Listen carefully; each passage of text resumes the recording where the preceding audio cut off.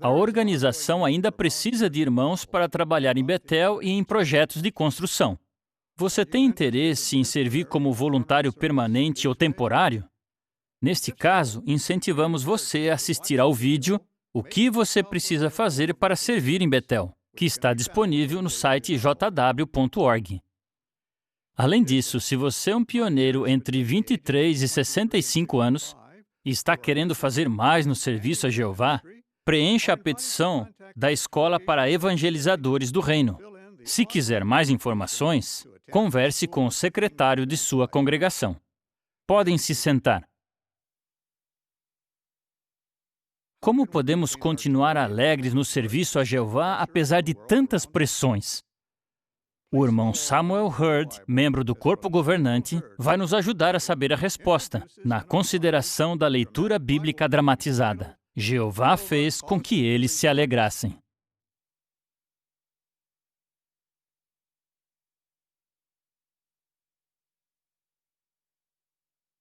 Sirvam a Jeová com alegria. É o que diz o Salmo 100, verso 2. Jeová quer que sejamos felizes. E nós temos muitas razões para acreditar nisso. Ele nos deu a vida e muitas coisas boas. Ele nos deu também a Bíblia para nos ensinar como viver da melhor maneira. E servindo a Ele, acontecem muitas coisas maravilhosas em nossa vida. Sem dúvida, Jeová é o Deus que dá alegria. Só que Satanás não quer que sejamos felizes servindo a Jeová. Ele sabe que a alegria nos ajuda a continuar pregando e ensinando. E é exatamente esse trabalho que ele quer impedir. Por isso, ele tenta acabar com a nossa alegria. Às vezes, ele usa as autoridades para se opor a nós. Ou ele pode usar nossa família e as pessoas ao nosso redor para nos pressionar. Satanás também quer nos convencer a fazer menos para Jeová e a gastar mais tempo trabalhando para comprarmos coisas desnecessárias. Ele quer nos fazer pensar que ter muitas coisas em sentido material vai nos dar verdadeira alegria. Mas isso não é verdade. As armadilhas de Satanás não são novidade para nós. Enquanto lemos trechos dos livros de Esdras, Ageu e Zacarias, tente encontrar lições que podem nos ajudar a servir a Jeová com alegria hoje. Veja o que fez o povo de Jeová se alegrar e o que tirou a alegria deles. E por fim, como e por que nós podemos sentir a alegria que vem de Jeová, mesmo ao enfrentar dificuldades.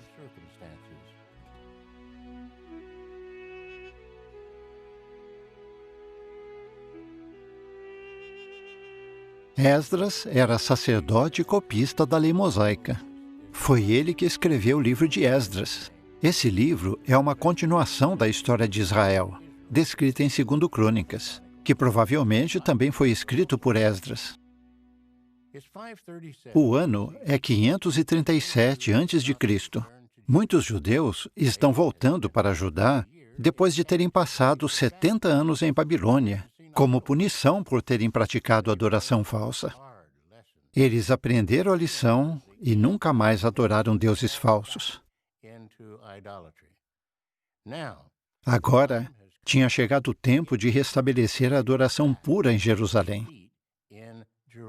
O relato menciona o reinado de vários reis persas, começando com o rei Ciro, e descreve um acontecimento muito alegre. Por favor, abram suas Bíblias em Esdras 1:1-6 e acompanhem a leitura. No primeiro ano de Ciro, rei da Pérsia, a fim de que se cumprisse a palavra de Jeová falada por Jeremias, Jeová despertou o espírito de Ciro, rei da Pérsia, para que ele fizesse em todo o seu reino uma proclamação, que ele também registrou por escrito. Dizia o seguinte: Assim diz Ciro, rei da Pérsia: Jeová, o Deus dos céus, deu-me todos os reinos da terra, e ele me designou para lhe construir uma casa em Jerusalém que fica em Judá. Quem entre vocês pertence ao povo dele? Que o seu Deus esteja com ele. Portanto, que ele suba a Jerusalém em Judá e reconstrua a casa que ficava em Jerusalém, a casa de Jeová, o Deus de Israel, o verdadeiro Deus. Que todo aquele que reside como estrangeiro, seja qual for o lugar em que esteja morando, receba dos seus vizinhos prata, ouro, bens e rebanhos, junto com a oferta voluntária para a casa do verdadeiro Deus que ficava em Jerusalém. Então os cabeças das casas paternas de Judá e de Benjamim, bem como os sacerdotes e os levitas, todos aqueles cujo espírito tinha sido despertado pelo verdadeiro Deus, se prepararam para ir e reconstruir a casa de Jeová que ficava em Jerusalém.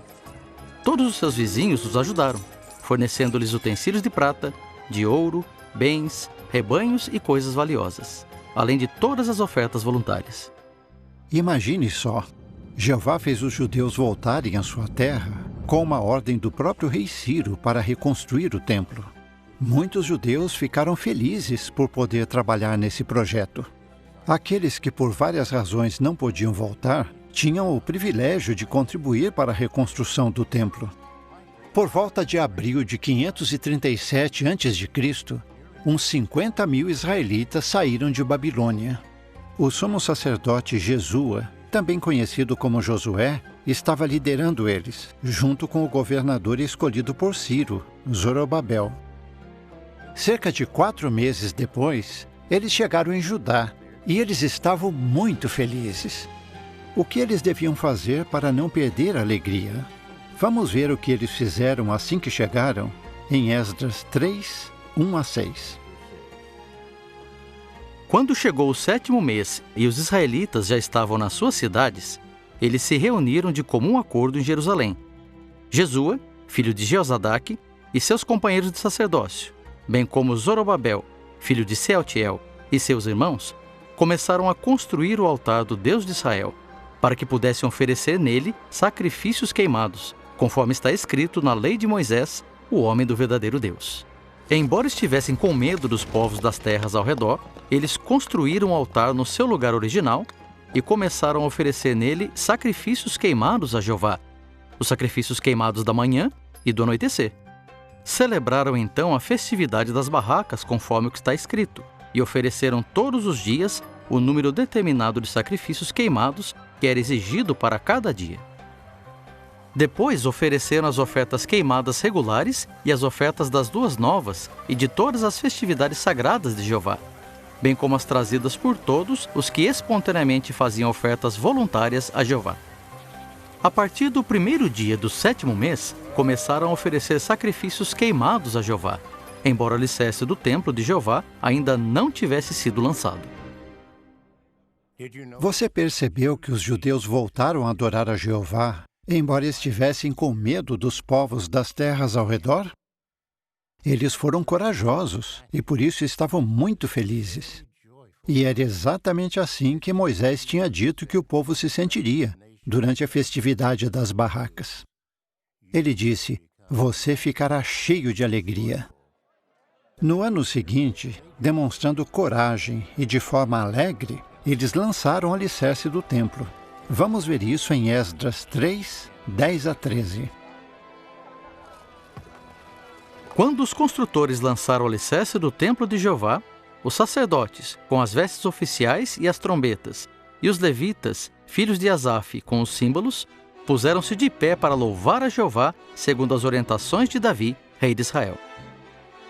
E começaram a louvar e a agradecer a Jeová, cantando alternadamente o refrão: "Pois ele é bom, o seu amor leal por Israel dura para sempre." Então, todo o povo gritou bem alto em louvor a Jeová, porque o alicerce da casa de Jeová havia sido lançado. Muitos dos sacerdotes, dos levitas e dos cabeças das casas paternas, os idosos que tinham visto a casa anterior, choraram alto quando viram o alicerce desta casa ser lançado, ao passo que muitos outros gritavam de alegria ao máximo de sua voz. Assim, ninguém conseguia distinguir o som dos gritos de alegria do som do choro, e o povo gritava tão alto que o som deles era ouvido a grande distância. Alguns dos idosos de Israel não acreditavam que o novo templo pudesse ser tão glorioso quanto o templo de Salomão. Mas os gritos de alegria dos outros judeus eram mais fortes que o choro deles. Já os povos ao redor não estavam nada felizes. E eles estavam planejando acabar com a alegria dos judeus. Vamos ver como em Esdras 4, 1 a 3. Quando os inimigos de Judá e de Benjamim souberam que os que tinham voltado do exílio estavam construindo um templo para Jeová, o Deus de Israel, dirigiram-se imediatamente a Zorobabel e aos cabeças das casas paternas e lhes disseram: Deixem-nos construir com vocês, pois assim como vocês, adoramos o seu Deus. E a ele temos oferecido sacrifícios desde os dias de Esaradom, rei da Assíria, que nos trouxe para cá. No entanto, Zorobabel e Jesua e os outros cabeças das casas paternas de Israel lhes disseram: Vocês não participarão conosco em construir uma casa para o nosso Deus, pois nós construiremos sozinhos uma casa para Jeová, o Deus de Israel, assim como nos ordenou Ciro, rei da Pérsia. Zorobabel percebeu que aqueles homens não queriam realmente ajudar, mas sim prejudicar os judeus. Quando Zorobabel recusou a proposta, eles tentaram impedir os judeus de continuar o trabalho no templo. Veja o que eles fizeram nos versículos 4 a 7. Em vista disso, os povos das terras ao redor desanimavam constantemente o povo de Judá e tentavam fazê-los desistir da construção. Eles contratavam conselheiros para frustrar seus planos durante todos os dias de Ciro, rei da Pérsia, até o reinado de Dario, rei da Pérsia. No início do reinado de Assuero, escreveram uma acusação contra os habitantes de Judá e de Jerusalém. E nos dias de Artaxerxes, rei da Pérsia, foi escrita uma carta por Bislão, Mitredate, Tabeel e o restante dos seus colegas, dirigida ao rei Artaxerxes. Eles traduziram a carta para o aramaico, usando caracteres aramaicos. Vamos ler o que Reum, que era o principal oficial do governo, e outros inimigos de Israel, escreveram ao rei. Repare nas acusações falsas que eles fizeram. Em Esdras 4, 11 a 16. Segue o texto da carta que eles lhe enviaram. Ao rei Artaxerxes, dos seus servos, os homens da região a oeste do rio Eufrates. Seja do conhecimento do rei que os judeus que vieram daí para o nosso território chegaram a Jerusalém. Estão reconstruindo a cidade rebelde e má, terminando os muros e consertando os alicerces. Seja do conhecimento do rei que, se essa cidade for reconstruída e seus muros terminados, eles não pagarão imposto, nem tributo, nem pedágio, e isso trará prejuízo ao tesouro dos reis. Visto que comemos o sal do palácio e que não seria correto ficarmos parados enquanto vemos os interesses do rei serem prejudicados, enviamos ao rei essas informações, para que se faça uma investigação no livro dos registros dos seus antepassados.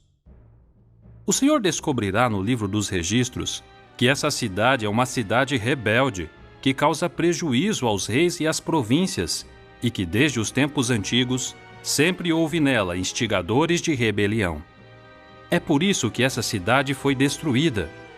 Queremos informar ao rei que, se essa cidade for reconstruída e seus muros terminados, o Senhor não terá mais nenhum controle da região a oeste do rio Eufrates. Você já ouviu essas acusações falsas em algum lugar? São as mesmas que os nossos inimigos nos fazem hoje em dia. As testemunhas de Jeová não pagam impostos. Elas são contra o governo, são rebeldes e querem convencer outros a fazer o mesmo. Elas são uma ameaça. É claro que tudo isso é mentira. No passado, essas mentiras prejudicaram os judeus. E o rei mandou parar a reconstrução do templo. Que coisa triste. Assim que os judeus voltaram, eles não deixaram o medo do homem impedir eles de fazer a obra de Jeová. Mas agora eles ficaram com medo. Muitos de nós hoje também enfrentamos cada vez mais oposição. Mas ceder à pressão ou desistir de servir a Jeová não vai nos deixar mais felizes. Muito pelo contrário. Continuar fiéis, sim, vai nos deixar felizes, mesmo quando enfrentamos perseguição violenta. Mas como isso é possível? Vamos ver um exemplo real. Imagine uma mãe e sua filha cercadas por um grupo de homens furiosos, exigindo que elas comprem cartões de partido político. O que nossas irmãs vão fazer? Se elas cedem à pressão e compram os cartões, Aqueles homens vão ficar felizes, mas depois nossas irmãs vão se sentir muito tristes, porque elas sabem que fizeram algo que não agrada a Jeová. Mas elas não abrem mão de sua fé. É claro que elas não gostam de sofrer maus tratos físicos nem zombaria, mas fazendo isso, elas ficam com a consciência tranquila. E depois, elas ficam muito alegres, sabendo que continuaram leais a Jeová. E os judeus do tempo de Esdras? Muitos talvez deixaram uma vida confortável em Babilônia para fazer uma viagem difícil até Judá. Agora, depois de 14 anos de muita oposição, desde que começou a reconstrução do templo até a obra parar completamente, os judeus acabaram perdendo o zelo pela obra de Jeová. Eles até ofereciam sacrifícios a Jeová, mas não estavam fazendo isso de todo o coração. E nem estavam fazendo o que Jeová disse que eles deveriam fazer, terminar a reconstrução do templo. Quando eles enfrentaram oposição, eles começaram a achar que ainda não tinha chegado o tempo de Jeová para terminar a obra. Pelo visto, até o governador Zorobabel e o sumo sacerdote Jesua estavam desanimados. Para animar eles, Jeová enviou o profeta Ageu. Vamos abrir a Bíblia no livro de Ageu, capítulo 1. A mensagem direta que Ageu declarou durante um período de 4 meses deixou bem claro qual era o problema, como podemos ler em Ageu 1, 2 a 11. Assim diz Jeová dos Exércitos. Este povo diz, ainda não chegou o tempo para se construir a casa de Jeová. Então a palavra de Jeová veio novamente por meio do profeta Ageu. É tempo de vocês morarem nas suas casas revestidas de painéis, enquanto esta casa está em ruínas. Agora, assim diz Jeová dos Exércitos. Prestem atenção aos seus caminhos. Vocês semeiam muita semente, mas colhem pouco. Comem, mas não ficam saciados. Bebem, mas não ficam satisfeitos. Vestem roupa, mas não se aquecem. Quem trabalha, guarda o seu salário numa bolsa furada. Assim diz Jeová dos Exércitos. Prestem atenção aos seus caminhos. Subam a montanha e tragam madeira. Construam a casa para que eu tenha prazer nela e seja glorificado, diz Jeová. Vocês esperaram muito e obtiveram pouco. E quando trouxeram esse pouco para dentro de casa, eu o espalhei com meu sopro. Por quê? Diz Jeová dos Exércitos. Porque a minha casa está em ruínas, enquanto cada um de vocês está atarefado em cuidar da sua própria casa. Por isso, os céus acima de vocês retiveram seu orvalho, e a terra reteve sua produção. E eu fiz vir uma seca sobre a terra, sobre os montes, sobre o cereal, sobre o vinho novo, sobre o azeite, sobre o que o solo produzia, sobre os humanos e os rebanhos e sobre todo o trabalho das suas mãos. Jeová comparou aqueles judeus que só pensavam em si mesmos a um trabalhador que coloca o seu salário em uma bolsa furada. Já que os judeus tinham deixado de lado a construção do templo, Jeová não estava mais abençoando eles. Os judeus trabalhavam duro, mas parecia que nada dava certo. E além disso, eles não eram felizes. Parece que alguns tentaram preencher esse vazio por deixar suas casas mais bonitas. Mas coisas materiais não podem satisfazer necessidades espirituais. Consegue ver o alerta para nós? Não há nada de errado em ter coisas materiais. Mas essas coisas não podem nos dar verdadeira alegria. Ainda mais quando deixamos de lado o serviço a Jeová para correr atrás delas. Lembre-se do que o Salmo 127:1 nos ensina. A menos que Jeová construa a casa, é em vão que os construtores trabalhem arduamente nela. Por outro lado, quando nós damos o nosso melhor em buscar primeiro o reino e a justiça de Deus, Jeová vai nos dar o que nós realmente precisamos, e no momento certo. É como Provérbios 10:22 nos diz. É a bênção de Jeová que enriquece, e ele não acrescenta a ela nenhuma dor. Alguns judeus duvidavam de que o novo templo pudesse ser tão glorioso como o de Salomão. Mas por meio de Ageu, Jeová garantiu aos judeus que o novo templo seria ainda mais glorioso. Vamos continuar lendo Ageu 2, 3 a 9. Restou alguém entre vocês que viu esta casa na sua glória anterior? O que acham da aparência dela agora? Não é como se fosse nada em comparação com o que era antes? Mas agora seja forte, Zorobabel, diz Jeová, e seja forte, Josué, sumo sacerdote, filho de Jeozadaque. E sejam fortes todos vocês, povo desta terra, diz Jeová, e trabalhem, pois eu estou com vocês, diz Jeová dos exércitos. Lembrem-se do que lhes prometi quando saíram do Egito, e de que o meu espírito continua entre vocês. Não tenham medo. Pois assim diz Jeová dos exércitos, mais uma vez, dentro em pouco, e eu farei tremer os céus, a terra, o mar e o solo seco, e vou fazer tremer todas as nações, e entrarão as coisas preciosas de todas as nações, e vou encher esta casa de glória, diz Jeová dos exércitos. A prata é minha, e o ouro é meu, diz Jeová dos exércitos. A futura glória desta casa será maior do que a da anterior, diz Jeová dos exércitos. Quando o Criador e dono de todo o universo decide fazer algo, quem ou o que pode impedir ele de fazer isso acontecer? Nada nem ninguém. Jeová foi direto e bem claro, mas os judeus ainda precisavam de mais encorajamento. Jeová enviou seu anjo a outro profeta, Zacarias. Por favor, abram suas Bíblias em Zacarias 1, 12 a 16. E vamos ler juntos as palavras animadoras que o anjo disse. Zacarias 1, 12 a 16. Em vista disso, o anjo de Jeová disse: Ó Jeová dos exércitos, até quando negarás tua misericórdia a Jerusalém e às cidades de Judá, com as quais ficaste indignado por esses 70 anos? Com palavras bondosas e consoladoras, Jeová respondeu ao anjo que falava comigo. Então o anjo que falava comigo me disse: Proclame, assim diz Jeová dos exércitos. Tenho zelo de Jerusalém e de Sião, um grande zelo.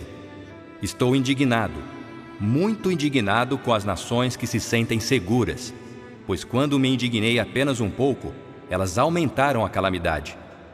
Portanto, assim diz Jeová: voltarei a Jerusalém com misericórdia, e a minha casa será reconstruída nela, diz Jeová dos exércitos, e a corda de medir será estendida sobre Jerusalém.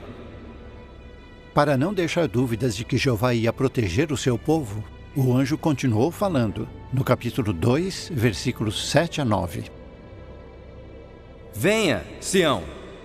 Fuja, você que mora com a filha de Babilônia. Pois assim diz Jeová dos exércitos, aquele que depois de ter sido glorificado, me enviou às nações que saqueavam vocês. Aquele que toca em vocês, toca na menina do meu olho. Pois agora sacudirei o punho contra eles, e eles se tornarão despojo para os seus próprios escravos. E vocês certamente saberão que Jeová dos exércitos me enviou. Você deixaria alguém colocar o dedo no seu olho? É claro que não. Nem Jeová deixaria aqueles inimigos prejudicar os judeus. Em Zacarias 3, 1 e 2, o anjo revela quem era o maior inimigo por trás da oposição. E ele me mostrou o sumo sacerdote Josué de pé diante do anjo de Jeová. E Satanás estava de pé à direita dele para se opor a ele.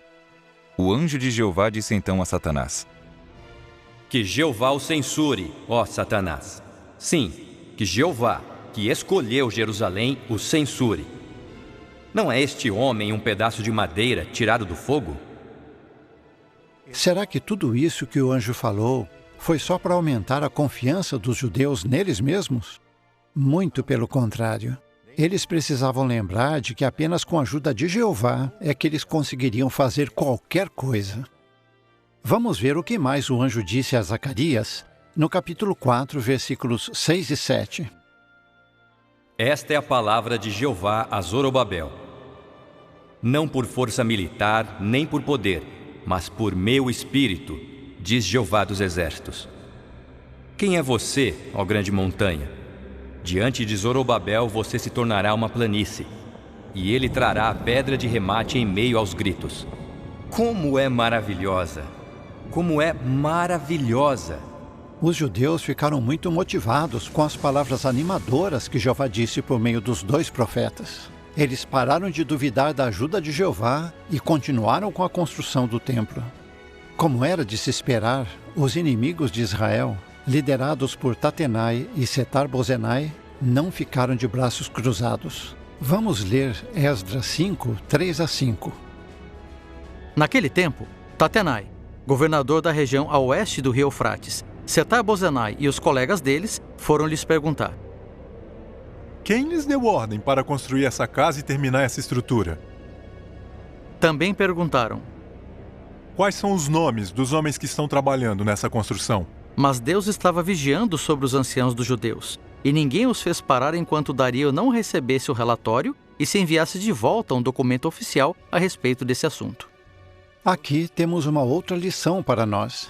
Quando fazemos a obra de Jeová com coragem, mesmo enfrentando oposição, Jeová abençoa nossos esforços e nos ajuda a continuar servindo a Ele. Agora, os judeus precisavam continuar com a construção do templo, mesmo com a obra proibida.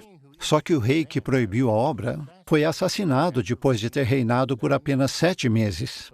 Então, Tatenai e seus cúmplices tiveram que falar com o novo rei, Dario I. Para acusar os judeus, eles tentaram usar as palavras de Zorobabel contra ele mesmo, incluindo o que ele disse sobre o rei Ciro ter ordenado a reconstrução do templo. Eles pediram para o rei Dario investigar se isso era verdade. Dario, então, mandou fazer a investigação.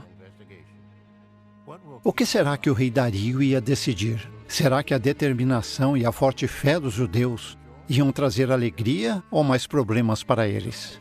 Dario descobriu que Ciro realmente tinha ordenado a reconstrução do templo. Em Esdras 6, 6 a 12, nós lemos a decisão firme de Dario. Assim vocês, Tatenai, governador da região ao oeste do rio Eufrates, Setar-Bozenai e seus colegas, os subgovernadores da região ao oeste do rio Eufrates, fiquem longe de lá. Não interfiram nas obras dessa casa de Deus. O governador dos judeus e os anciãos dos judeus reconstruirão essa casa de Deus no seu lugar original. Além disso, estou emitindo uma ordem a respeito do que vocês devem fazer para que esses anciãos dos judeus possam reconstruir essa casa de Deus. As despesas serão prontamente pagas a esses homens pelo Tesouro Real, isto é, com o imposto recolhido na região ao oeste do rio Eufrates, para que eles não interrompam a obra. E tudo o que for preciso lhes será dado regularmente, todo dia, sem falta, novilhos, carneiros e cordeiros para as ofertas queimadas ao Deus do céu, bem como trigo, sal, vinho e azeite, conforme disserem os sacerdotes que estão em Jerusalém, a fim de que eles apresentem regularmente ofertas que agradem ao Deus dos céus e orem pela vida do rei e dos seus filhos. Eu também ordeno que, se alguém violar este decreto, seja arrancada da sua casa uma viga de madeira e seja ele pendurado nela, e que sua casa seja transformada numa latrina pública por causa desse crime, e que o Deus que fez seu nome residir ali derrube qualquer rei ou povo que levantar a mão para violar esta ordem e para destruir essa casa de Deus em Jerusalém. Eu, Dario, emito esta ordem, que ela seja executada prontamente. Depois de receber a ordem do rei, só restou uma opção para Tatenai e seus cúmplices. Além de parar de atrapalhar os judeus, eles ainda tinham de ajudar a pagar pelas despesas da obra. Que final feliz para aqueles judeus fiéis! Em 515 a.C., eles inauguraram a casa de Jeová com muita alegria, como nós podemos ler no versículo 22. Eles também celebraram com alegria a festividade dos pães sem fermento por 7 dias, pois Jeová havia feito com que se alegrassem e tinha inclinado o coração do rei da Síria a favor deles, de modo que ele os apoiou na obra da casa do verdadeiro Deus, o Deus de Israel. Hoje, quando algumas autoridades agem com justiça e bom senso em nosso favor, nós nos sentimos muito agradecidos. Mas nós agradecemos ainda mais a Jeová por orientar as coisas. Como diz Provérbios 21:1, o coração do rei é como correntes de água nas mãos de Jeová. Ele o direciona para onde quiser. Por isso, nós não colocamos nossas esperanças em nenhuma instituição ou governante deste mundo. Nenhum deles pode nos salvar. Na verdade, antes do fim do sistema de Satanás, todas as nações vão se virar contra o povo de Jeová. Mas o que vai acontecer com elas vai ser muito pior do que aconteceu com Tatenai. Que lições nós podemos aprender desse relato de Esdras, Ageu e Zacarias? Primeiro, que Jeová abençoa nossos esforços de continuar fazendo a sua obra, apesar dos desafios, e que Ele não vai deixar que os nossos inimigos nos vençam. Segundo, quando colocamos o serviço a Jeová em primeiro lugar, em vez de buscar coisas materiais, Ele nos dá verdadeira alegria. Que serviço Jesus deu para nós? Ele deixou isso bem claro antes de voltar para o céu, quando disse aos seus seguidores: portanto, vão e façam discípulos de pessoas de todas as nações. Será que estamos dando tudo de nós para fazer esse trabalho, em vez de buscar coisas materiais? Ageu predisse que um dia o templo de Jeová seria muito mais glorioso que o templo de Salomão. Essa profecia está se cumprindo hoje. Jeová está usando a obra de pregação para fazer tremer as nações.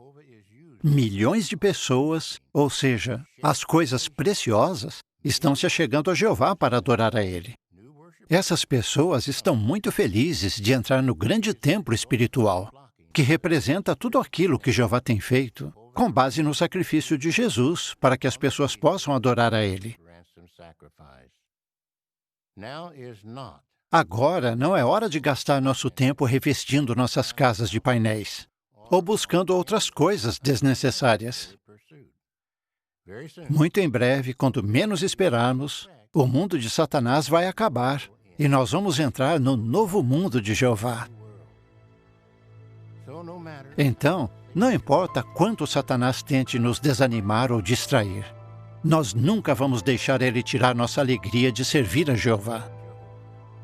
Em vez disso, nós vamos continuar andando com Jeová até entrarmos no novo mundo, onde vamos servir a Ele para sempre com alegria. Zorobabel, Jesua, Ageu e Zacarias fizeram muitas coisas para ajudar os judeus a voltar a ter a aprovação de Jeová.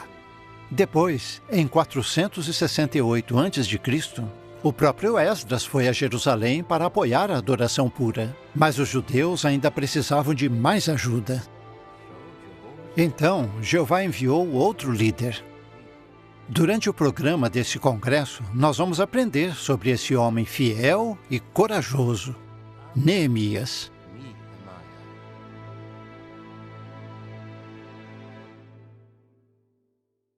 A história de Esdras e as mensagens dos profetas Ageu e Zacarias nos dão a garantia de que nada pode impedir Jeová de abençoar nosso trabalho e de nos dar verdadeira alegria. E temos o prazer de informar que a leitura dramatizada que acabamos de ouvir já estará disponível para download hoje, tanto no jw.org como no JW Library. Jeová é um Deus de atos de salvação. Ele pode nos salvar como grupo e pode salvar você. O que podemos esperar para o futuro? Ouça com atenção o nosso irmão Mark Sanderson, do Corpo Governante. Ele vai falar desse assunto no discurso Alegre-se com os atos de salvação de Jeová.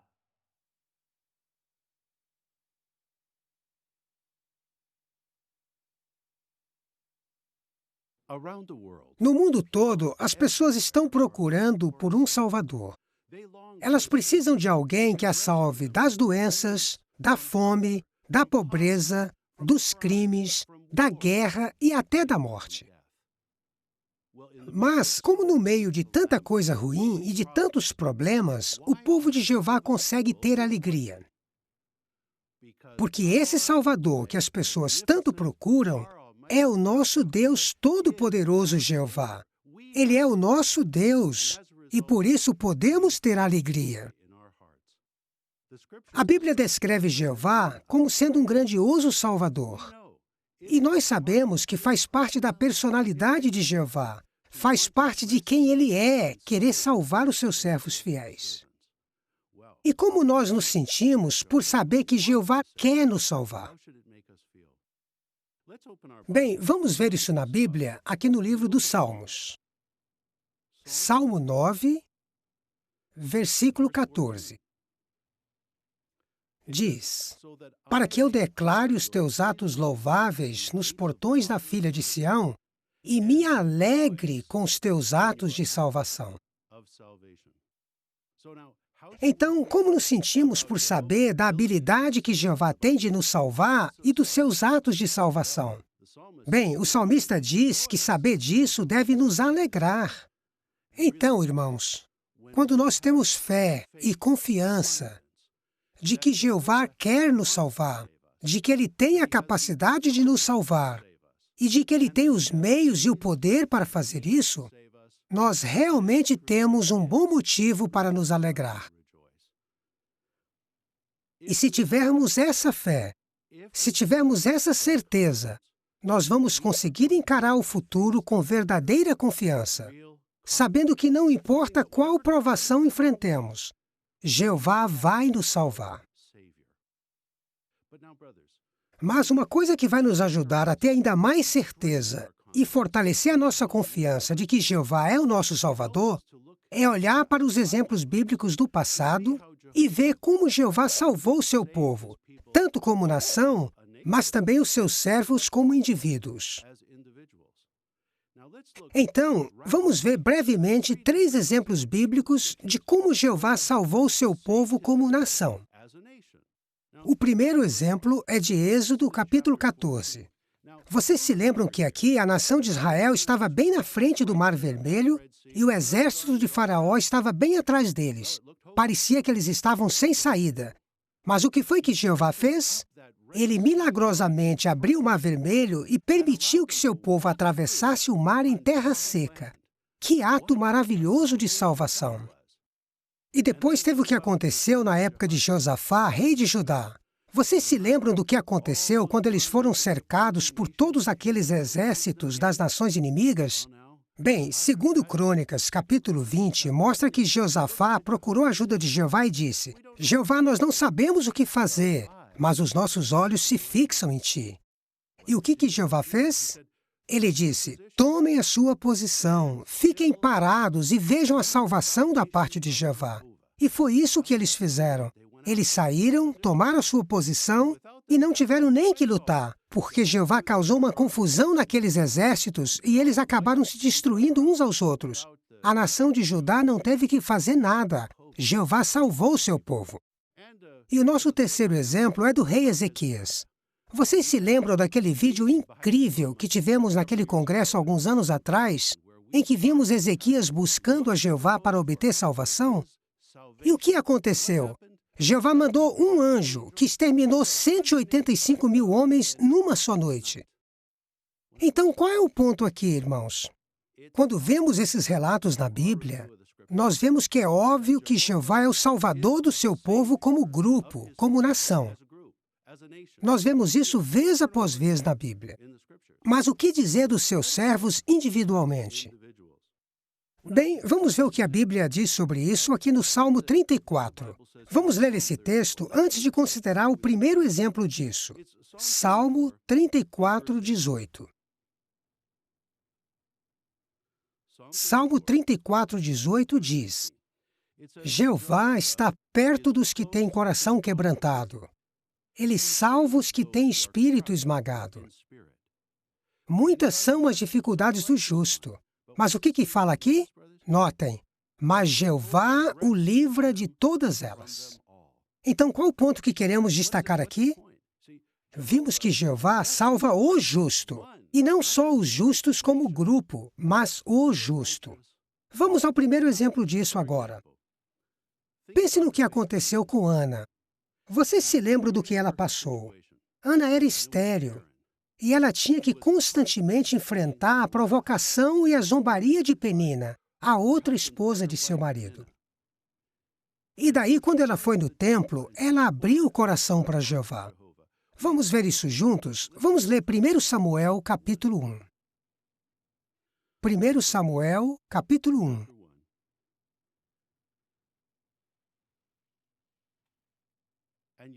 E vamos ver o versículo 10.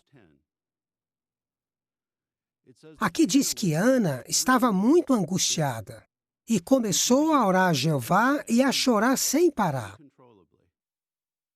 Então essa serva fiel de Jeová abriu seu coração e implorou a ajuda dele, e até fez um pedido bem específico. Veja que no versículo 11, ela pediu a Jeová um filho, um menino, e ela disse que se conseguisse esse filho, ela iria dedicá-lo para o serviço de Jeová. E o que aconteceu? Vamos ver agora o versículo 18. Então Ana já tinha orado para Jeová e já tinha lançado o fardo dela sobre ele. Veja o que aconteceu então no versículo 18. Diz que ela não estava mais com o rosto abatido. Lembra que no início ela estava muito angustiada, mas agora o rosto dela não estava mais abatido. O que isso quer dizer? Que Jeová já estava dando para ela a força necessária para suportar aquela situação. Mas não parou por aí. Veja o que aconteceu no versículo 20. Ali diz, dentro de 1 ano, Ana ficou grávida. Então Jeová deu para ela aquilo que ela tanto desejava. Consegue imaginar como Ana deve ter se sentido? Veja aqui no capítulo 2, versículo 1, que ela disse: Meu coração se alegra em Jeová. Em Jeová minha força aumenta. Minha boca se abre contra os meus inimigos, pois me alegro nos teus atos de salvação. Então fica claro que Ana se alegrou por Jeová ter se tornado seu Salvador e por ter sentido na própria pele um de seus atos de salvação. Então, irmãos, o que podemos aprender com esse exemplo? Aprendemos que cada um de nós pode orar a Jeová e falar dos próprios problemas, preocupações e pedidos específicos. E Jeová honra quem honra a Ele. E nós sabemos que todos nós já sentimos isso quando percebemos que Jeová ouviu nossa oração e nos ajudou de alguma maneira. Vamos ver agora outro exemplo. É o de Sadraque, Mesaque e Abdinego. Vocês se lembram que esses 3 hebreus fiéis estavam lá quando o rei Nabucodonosor construiu uma imagem de ouro, e todos tinham de adorar a imagem, e quem não fizesse isso seria jogado na fornalha ardente. Bem, o que Sadraque, Mesaque e Abdinego fizeram? Eles foram firmes e se recusaram a obedecer àquela ordem. Eles queriam obedecer a Jeová. Bem, aqueles jovens foram amarrados, assim como Nabucodonosor havia avisado. Eles foram amarrados e depois jogados na fornalha ardente. Mas vamos parar um pouco aqui e pensar. Como vocês visualizam essa cena na sua mente?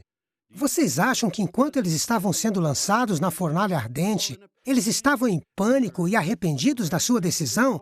A gente devia ter se curvado diante da imagem. Lógico que não. Vamos ver o que esses jovens disseram. Vamos ler Daniel, capítulo 3. Daniel, capítulo 3, começando no versículo 16. Diz, Sadraque, Mesaque e Abdinego responderam ao rei: Ó Nabucodonosor, não temos necessidade nenhuma de lhe dar uma resposta a respeito disso. Se tiver de ser assim, nosso Deus a quem servimos pode nos salvar da fornalha ardente. E Ele pode nos salvar da sua mão, ó rei. Mas mesmo que Ele não faça isso, saiba, ó rei, que nós não serviremos os seus deuses, nem adoraremos a imagem de ouro que o Senhor erigiu. Quando vocês leem essas palavras, vocês sentem que ali tem algum arrependimento? Alguma fraqueza ou algum pânico? Não! Mesmo diante da morte, Sadraque, Mesaque e Abdinego foram corajosos. Eles ficaram calmos e estavam decididos a permanecerem leais a Jeová. E como eles devem ter ficado alegres depois de terem sido salvos, e até mesmo o próprio Nabucodonosor ter louvado a Jeová pelo modo como ele salvou seus servos. Então, irmãos, o que aprendemos com esses exemplos? Aprendemos que nos tempos bíblicos, Jeová salvou o seu povo, tanto como nação, quanto como indivíduos. E nós sabemos que Jeová ama fazer isso. E sentir a salvação da parte de Jeová dá muita alegria para os seus servos. Mas tem algo importante que precisamos entender.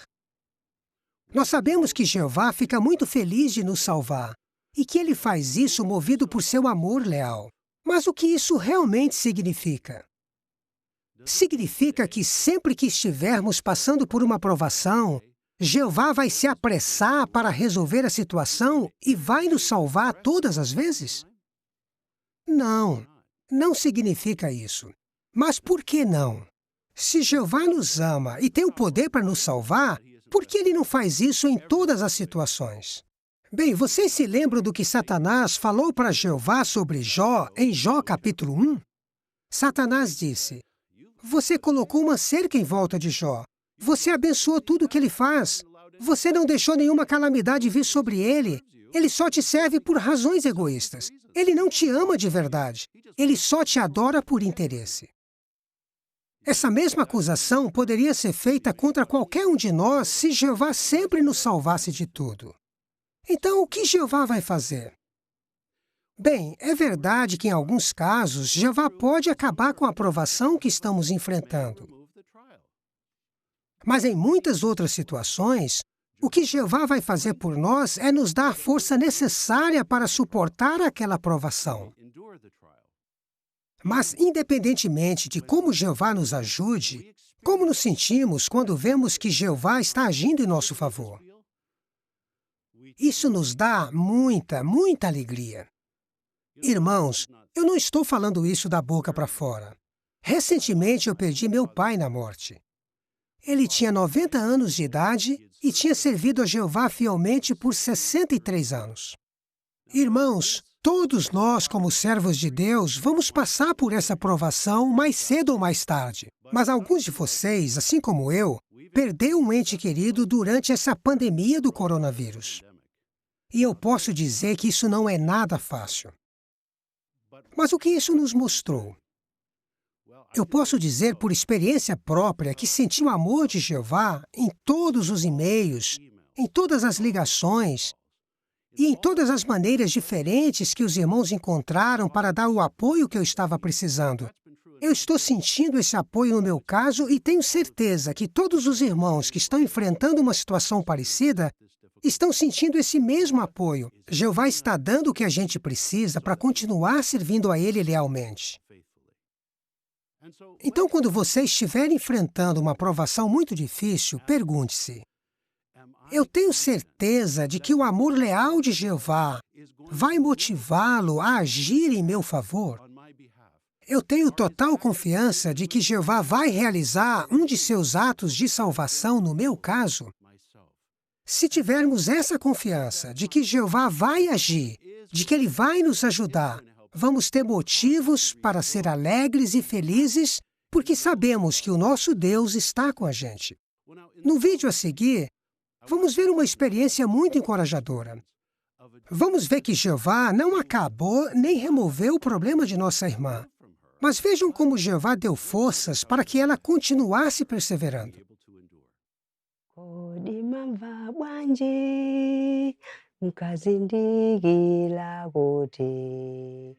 Eu nasci em Malawi, em 1962.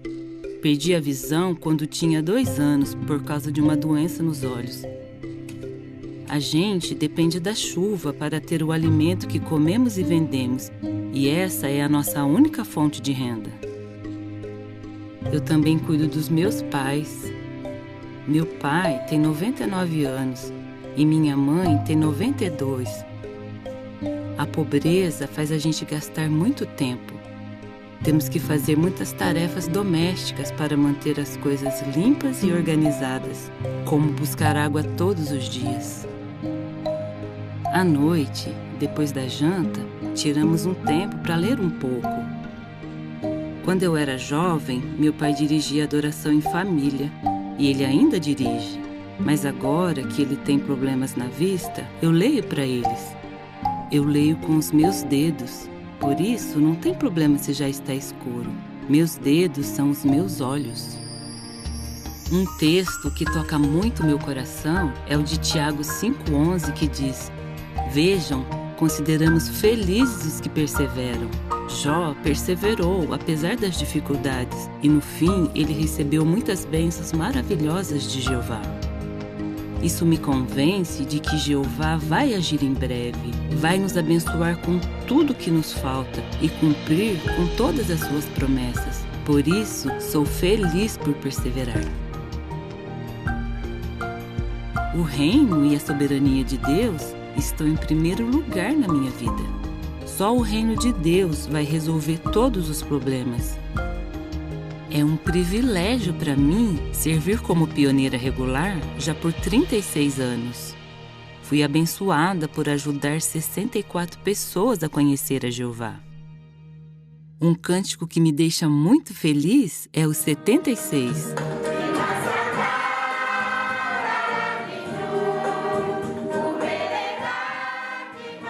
Eu não me sinto uma pessoa pobre, porque eu tenho a Bíblia e muitas outras publicações em Braille Tchéua.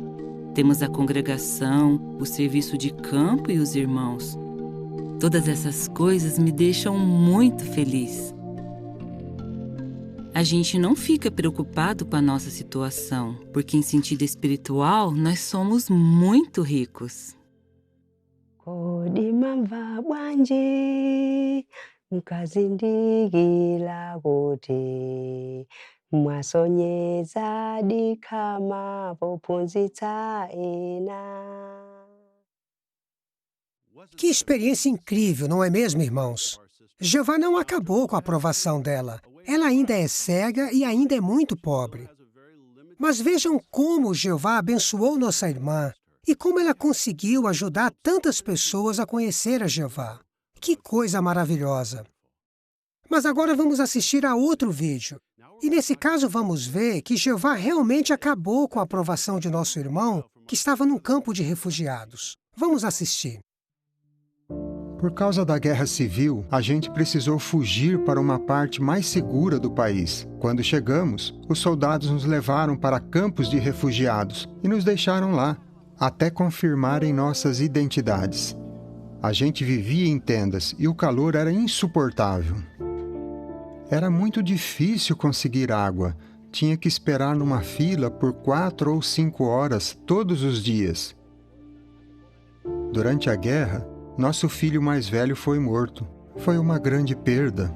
Tudo o que podíamos fazer para lidar com a situação era orar a Jeová e nos consolar com a Bíblia. Um dia, os irmãos da Comissão de Ajuda Humanitária vieram dizer para nós que ia ter um congresso. Eles já tinham pedido autorização aos encarregados do campo para que a gente pudesse ir.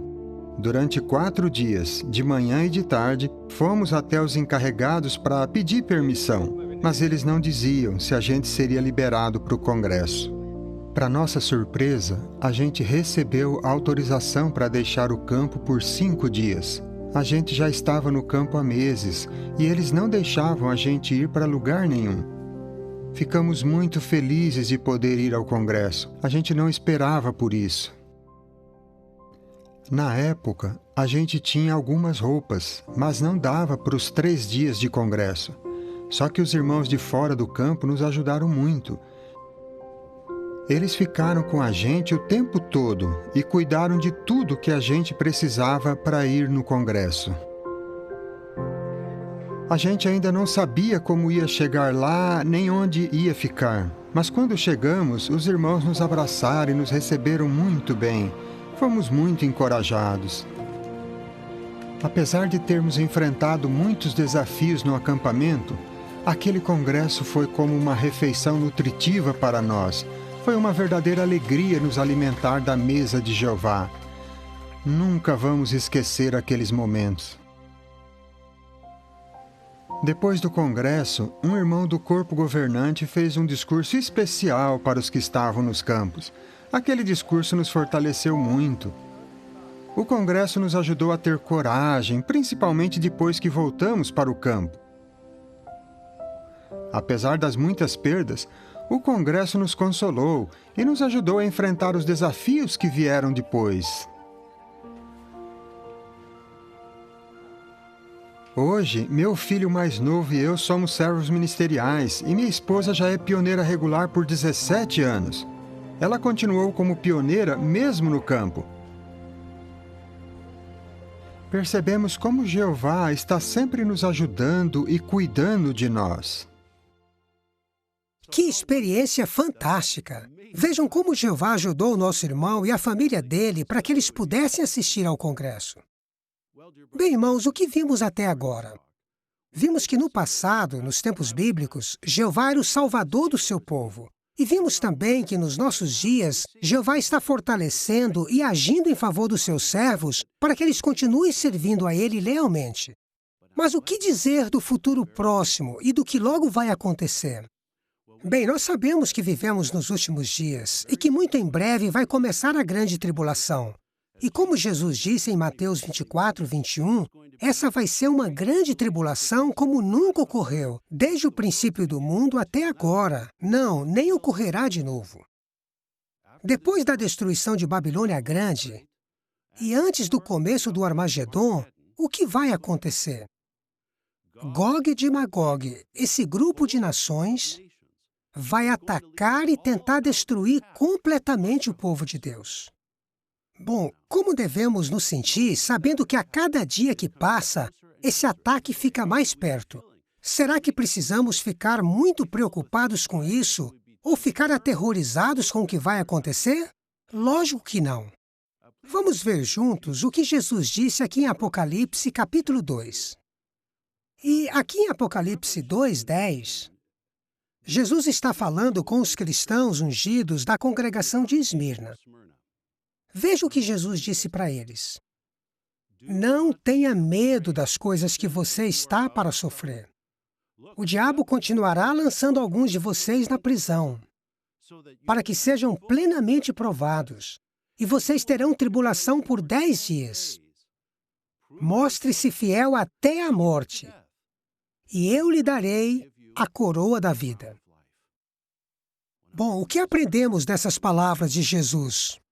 Bem, em primeiro lugar, que aqueles que mantiverem a sua integridade e morrerem fiéis estão com a sua salvação garantida por Jeová. Mas nós podemos aprender mais uma coisa dessas palavras. Elas nos ensinam que nesses últimos dias, infelizmente, alguns servos de Jeová vão morrer. E até mesmo na nossa história moderna, sabemos de irmãos que estão sendo presos, de outros que estão sendo torturados, e de outros que até mesmo estão sendo mortos por causa de sua integridade. Só na Coreia do Sul, num período de cerca de 70 anos, 19.352 irmãos foram presos e 5 desses irmãos foram mortos por causa da sua fé. O que podemos dizer desses irmãos da Coreia do Sul e daqueles que morreram na Alemanha nazista, dos que morreram na Eritreia e dos que morreram durante a União Soviética por causa de sua fé? Podemos dizer que a salvação deles está completamente garantida. Eles estão no lugar mais seguro do universo, na memória do nosso grandioso Deus Jeová. Mas o que dizer dos irmãos que estão enfrentando perseguição nesse exato momento? Sabemos que alguns de nossos irmãos estão assistindo esse nosso programa de países onde a nossa obra está proibida ou com muitas restrições. O que podemos dizer desses queridos irmãos e irmãs? Bem, vamos ler juntos algo muito encorajador no Salmo 67. Salmo 67, começando no versículo 1, diz: Deus nos mostrará favor e nos abençoará. Fará sua face brilhar sobre nós, para que o teu caminho seja conhecido em toda a terra, teus atos de salvação entre todas as nações. Bem, qual é o ponto? Jeová está fazendo o que diz o versículo 1. Ele está mostrando favor e abençoando o seu povo nos países onde a nossa obra está proibida. E por isso, nós podemos ver os atos de salvação de Jeová a favor de seu povo. E nós temos muitos exemplos disso. Eu queria ter mais 1 hora para contar todos para vocês, mas queria apenas compartilhar uma experiência que é parecida com muitas outras que temos recebido. Essa é da Rússia. Uma de nossas irmãs estava numa prisão na Rússia. E as duas mulheres que estavam na mesma cela que ela tinham sido presas por venderem drogas.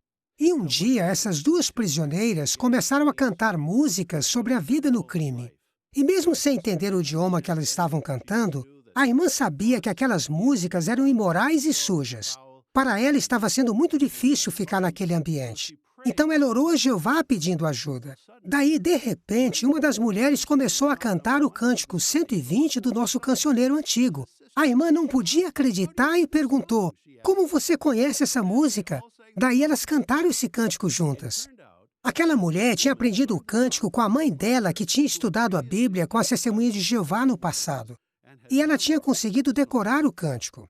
A nossa irmã sentiu o cuidado amoroso de Jeová em responder à oração dela tão rápido. Irmãos, essa é uma experiência maravilhosa, mas temos tantas outras experiências parecidas em que vemos Jeová cuidando do seu povo, às vezes com atos pequenos e às vezes com atos grandes. Mas vamos ver outra experiência. Temos muitos exemplos de irmãos que, quando estavam sendo julgados nos tribunais, fizeram declarações parecidas com a que Sadraque, Mesaque e Abednego fizeram a Nabucodonosor. Vamos dar só um exemplo. Esta é a experiência do irmão Sergei Skrinikov. Veja a declaração que ele deu no tribunal durante o seu julgamento. Vamos ler só um trecho. Vamos olhar para o futuro. Se nos próximos 10 anos, mais ou menos, o governo continuar mandando as Testemunhas de Jeová para prisões e colônias correcionais, haverá umas 200 delas em cada prisão. Imaginem 4 congregações de Testemunhas de Jeová em uma única prisão.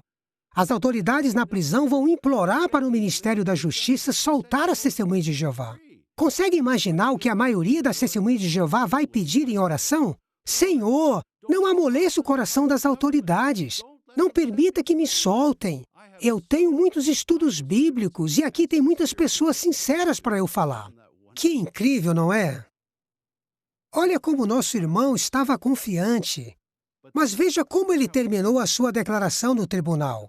Ele disse: Deus é um só, não importa se estamos livres ou presos.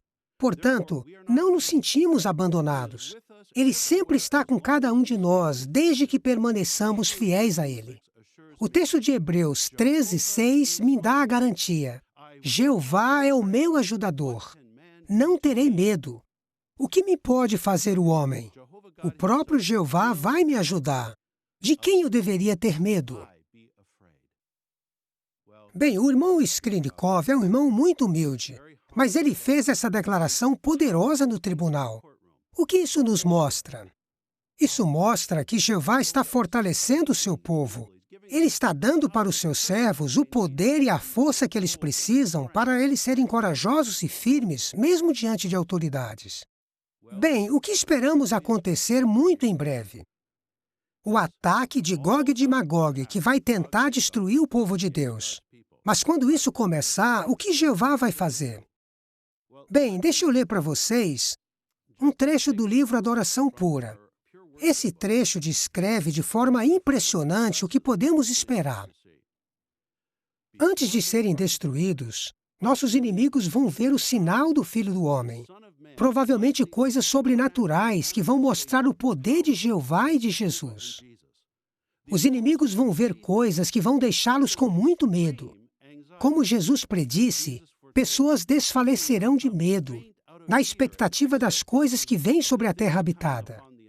Os inimigos vão ficar desesperados quando perceberem que cometeram um grande erro ao atacar o povo de Jeová. Eles serão obrigados a reconhecer o papel do Criador como comandante militar, Jeová dos exércitos. Jeová, sem dúvida, vai usar seus exércitos celestiais e as forças da natureza, tanto para proteger seus servos leais, como para destruir os inimigos. Que descrição incrível! Isso me lembra daquele vídeo que tivemos alguns anos atrás no nosso congresso regional, quando um exército veio atacar o povo de Deus. E aí, o que aconteceu? De repente, a gente viu no céu Jesus e os 144 mil e todo aquele exército celestial vindo nos salvar. E vocês lembram que Jesus pega o arco, mira a flecha e atira, e aí todo aquele exército desaparece para sempre. Queridos irmãos, Vocês também não veem a hora de poder ver isso com seus próprios olhos? Como vai ser maravilhoso sentir na própria pele a salvação da parte de Jeová. Bem, o que podemos dizer depois de termos analisado esse assunto incrível de que Jeová é o nosso grandioso Salvador? Podemos dizer que quando olharmos para o futuro, podemos ter a mesma confiança descrita em Isaías 12:2. Vamos ler juntos. Isaías, capítulo 12, versículo 2. Diz: Vejam, Deus é a minha salvação. Confiarei e não sentirei pavor. Pois já Jeová é a minha força e o meu poder, e Ele se tornou a minha salvação. Bem, assim como Isaías disse, nós não temos nenhuma razão para ter medo. Não temos nenhuma razão para sentir pavor, se estivermos confiando em Jeová. Então, quer tenhamos de enfrentar a morte nesses últimos dias, ou quer sejamos salvos por Jeová de maneira milagrosa na grande tribulação, nos dois casos, o que podemos dizer? Que nós sabemos que o resultado vai ser o mesmo. Todos nós vamos ser salvos por nosso Deus Jeová. Porque qual é a garantia que temos em Isaías 54:17? Nenhuma arma fabricada contra você será bem-sucedida. Portanto, irmãos, se tivermos essa confiança de que Jeová é realmente o nosso grandioso Salvador, então não importa a calamidade, o problema ou a provação que enfrentemos agora ou no futuro, vamos continuar nos alegrando com os atos de salvação de Jeová. Muito obrigado, irmão Sanderson. É muito bom saber que sempre podemos contar com a mão de Jeová para nos salvar. Vamos todos ficar de pé agora e cantar um cântico que expressa nossa confiança total em Jeová. É o Cântico 148, que se chama Jeová é Nosso Salvador.